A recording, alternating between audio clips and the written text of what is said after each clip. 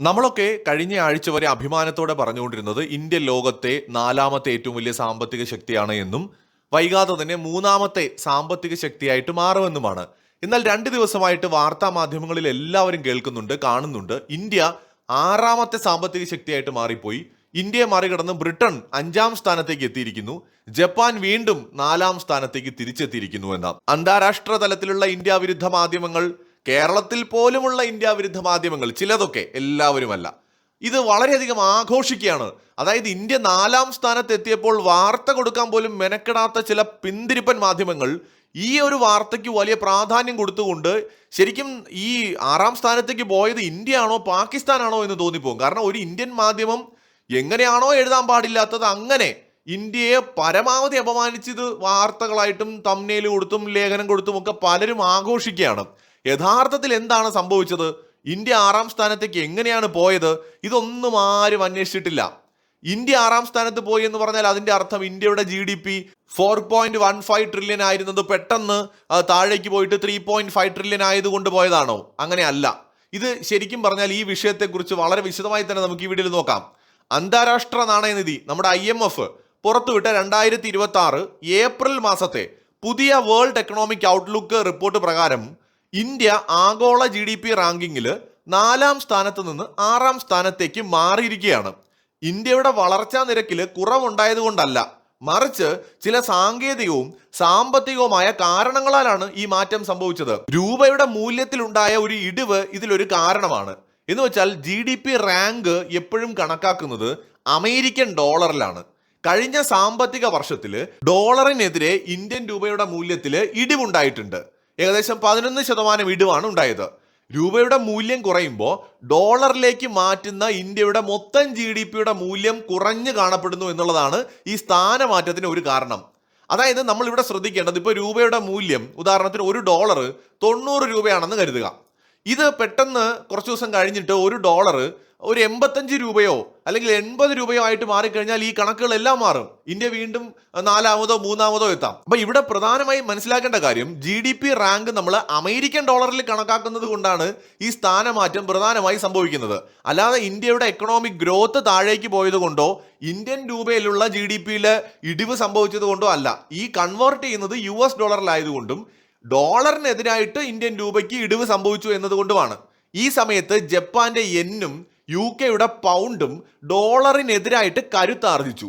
അപ്പൊ ഇന്ത്യയുടെ രൂപ ഡോളറിനെതിരെ മൂല്യം തകർന്നപ്പോൾ യെന്നും UK പൗണ്ടും ഡോളറിനെതിരെ കരുത്താർജിച്ചു. ഓൾറെഡി ഡെവലപ്ഡ് രാജ്യങ്ങളാണല്ലോ ബ്രിട്ടനും അതുപോലെ ജപ്പാനും ഒക്കെ. അതുകൊണ്ട് തന്നെ കുറെ കാലമായിട്ട് ഇടിവിൽ കിടന്നിരുന്ന ജപ്പാന്റെ യെൻ കറൻസിയും ബ്രിട്ടന്റെ പൗണ്ടും വീണ്ടും ശക്തി നേടിയ സമയത്ത് എന്ത് പറ്റിയെന്ന് വെച്ചാൽ അവരുടെ GDP കുറച്ചധികം ഉയരുകയും അവർക്ക് മുന്നിലേക്ക് എത്താൻ സാധിക്കുകയും ചെയ്തു. ഇതാണ് പ്രധാനമായി സംഭവിച്ചത്. രണ്ടാമത്തെ കാര്യം ബേസ് ഇയറിൽ ഉണ്ടായ മാറ്റമാണ്. 2026 ഫെബ്രുവരിയിൽ ഇന്ത്യ GDP കണക്കാക്കുന്ന അടിസ്ഥാന വർഷം 2011-12 നിന്ന് 2022-23 പരിഷ്കരിച്ചു. കൂടാതെ കൃത്യമായ കണക്കുകൾ ലഭിക്കാൻ ഇത് സഹായിക്കുമെങ്കിലും ഈ മാറ്റം നാമമാത്ര GDP കണക്കുകളിൽ ചെറിയ വ്യതിയാനങ്ങൾ ഉണ്ടാക്കിയിട്ടുണ്ട്.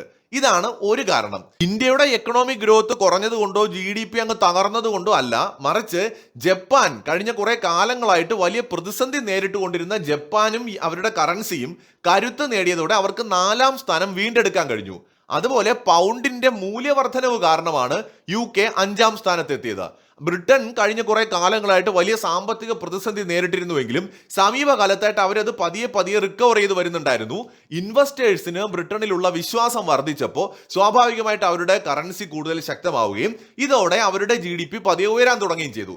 ചുരുക്കി പറഞ്ഞാൽ ബ്രിട്ടന്റെയും അതുപോലെ തന്നെ ജപ്പാന്റെയും എക്കണോമി ഒന്ന് ബെറ്ററായി. അതായത് അത് കുറച്ചൊന്ന് നേരത്തെ ഉണ്ടായിരുന്ന തകർച്ചയിൽ നിന്ന് പതിയെ മുകളിലേക്ക് വന്നപ്പോൾ ഉണ്ടായൊരു മാറ്റം കൂടിയാണ് സ്വാഭാവികമായിട്ട് ഇന്ത്യയുടെ GDP 6ാം സ്ഥാനത്ത് എത്തുന്നതിന് കാരണമായത്. അല്ലാതെ നന്നായി പോയിക്കൊണ്ടിരുന്ന ഇന്ത്യൻ എക്കണോമി പെട്ടെന്ന് അങ്ങ് തകർന്ന് തരിപ്പണമായിട്ട് താഴേക്ക് പോയതല്ല. നമ്മുടെ ടോട്ടൽ GDP ഇപ്പോഴും അറൌണ്ട് 4.2 ട്രില്യൺ US ഡോളർ തന്നെയാണ്. ഇത്രയൊക്കെ സംഭവിച്ചിട്ടും ഇപ്പൊ രൂപ കുറെ കൂടെ കരുത്ത് ആർജിക്കുകയാണെങ്കിൽ നമുക്ക് എത്രയും പെട്ടെന്ന് മുന്നോട്ട് പോകാൻ കഴിയും. സ്വാഭാവികമായി പലർക്കും ഉണ്ടാവുന്ന അടുത്ത സംശയമാണ്, രൂപയുടെ മൂല്യം താഴുന്നതൊരു പ്രശ്നമല്ലേ? ബ്രിട്ടന്റെ പൗണ്ട് കരുത്ത് ആർജിക്കുന്നുണ്ടല്ലോ, അതെങ്ങനെയാണ് സംഭവിക്കുന്നത് എന്ന്. ഇവിടെ നമ്മൾ ചിന്തിക്കേണ്ട ഒരു കാര്യം, സാമ്പത്തികവും ഭൗമരാഷ്ട്രീയവുമായ കാരണങ്ങൾ ഇതിന്റെ പുറകിലുണ്ട്. അതായത് ഒരു കാരണമല്ല.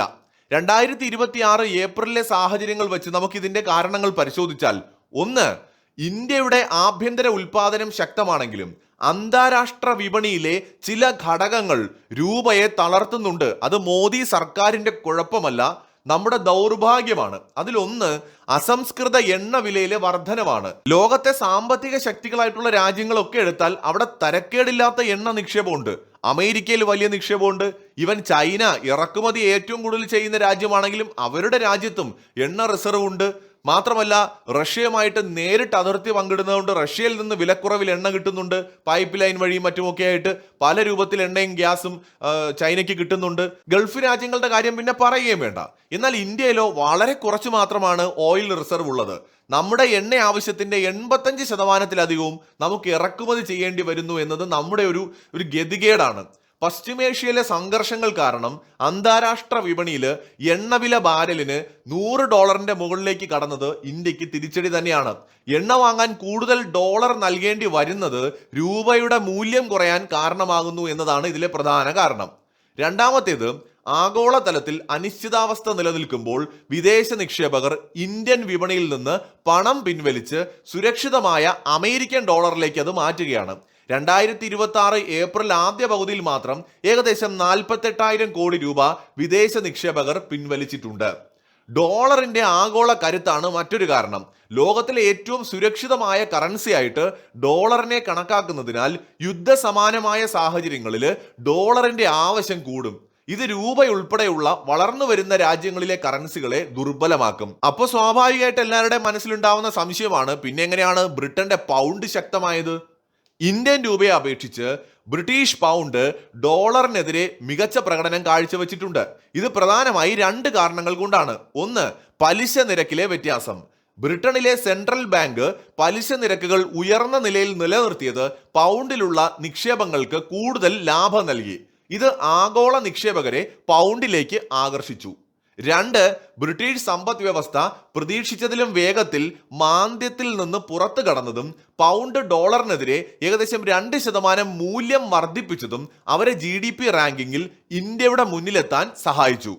ചുരുക്കി പറഞ്ഞാൽ, ഇന്ത്യയുടെ GDP റാങ്കിംഗ് മാറ്റം നമ്മുടെ വളർച്ചാ കുറവ് കൊണ്ടല്ല, മറിച്ച് രൂപയുടെ മൂല്യം ഡോളറിനെതിരെ 11% ഇടിഞ്ഞതും പൗണ്ടിന്റെ മൂല്യം 2% വർദ്ധിച്ചതും മൂലമാണ്.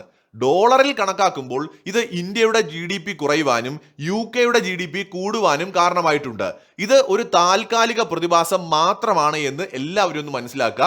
2028-2030 ഇന്ത്യ 3ാം സ്ഥാനത്തേക്ക്, അതായത് ടോട്ടൽ GDPയിൽ ലോകത്തെ 3ാമത്തെ എക്കണോമിക് പവറായിട്ട് എത്തുമെന്ന് IMF തന്നെ, ഈ ഡേറ്റകളെല്ലാം പുറത്തുവിട്ട അതേ IMF തന്നെ കണക്കാക്കുന്നുണ്ട്. എന്ന് വെച്ചാൽ അമേരിക്കയും ചൈനയും കഴിഞ്ഞാൽ 3ാമത്തെ എക്കണോമിക് പവറായിട്ട് ഇന്ത്യ 2028-30 മാറുക തന്നെ ചെയ്യും. ഇപ്പോഴത്തേതെല്ലാം ഒരു താൽക്കാലിക പ്രതിഭാസമാണ്.